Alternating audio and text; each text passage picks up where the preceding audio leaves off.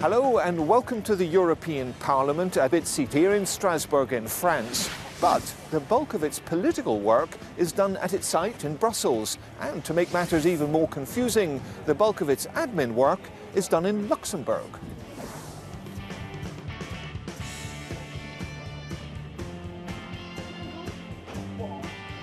"751 MEPs work on EU laws.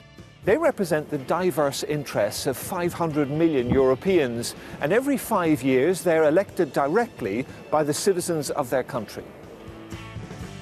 In front of me are 28 flags, one for each member state, but each country doesn't have a right to the same number of representatives in Parliament. The allocation of seats depends on the size of the population. The maximum possible number of MEPs is 96, as in the EU's biggest member, Germany, and the minimum is 6, as in its smallest members, Luxembourg, Cyprus, Estonia and Malta. But what do all these MEPs do? The European Parliament has 3 principal powers, which are increasing all the time.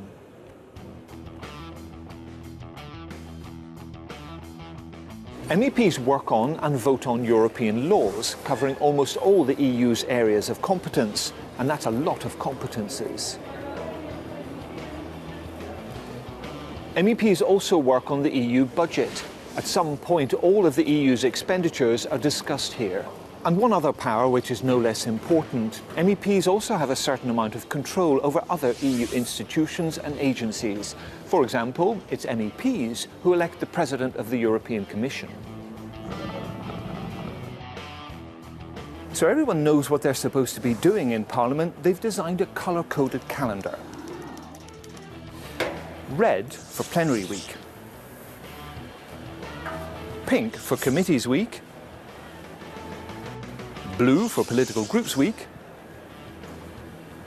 and turquoise when MEPs go to their constituencies.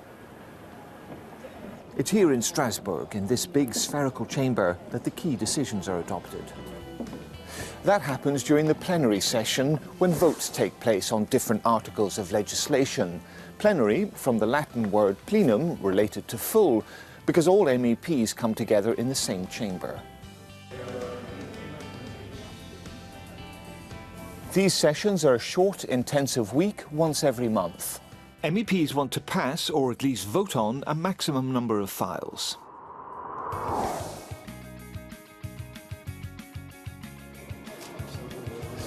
For most of the time, though, it's preparatory work that keeps MEPs busy, and that happens during pink and blue weeks in the Parliament in Brussels.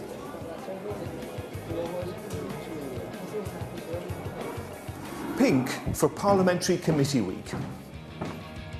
For example, human rights, security and defence, foreign affairs, transport and tourism, budgetary affairs, and the environment. All of these policy areas are treated separately by MEPs in select committees, like this one, Economic and Monetary Affairs. In each of these rooms, each of these committees, MEPs meet each other depending on their expertise in a particular area of European law. Here they examine and amend proposals coming from the Commission and the European Council. There are around 20 parliamentary committees.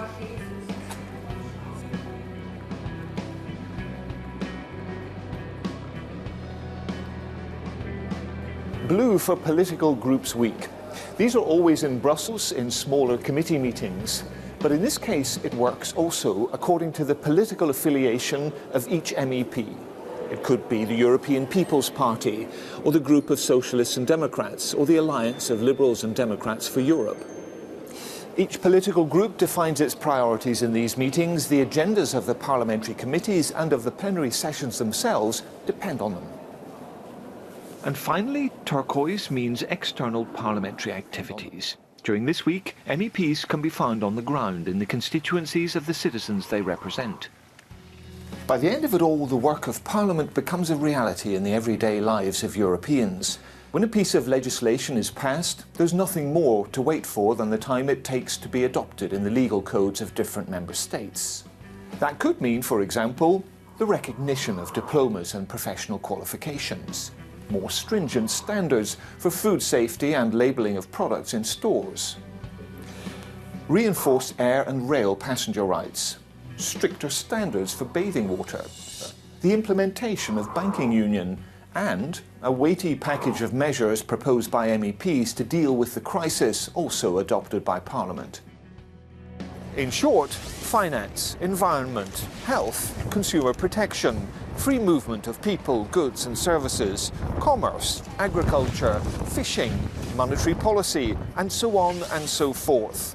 No one can say the work of the European Parliament isn't diverse.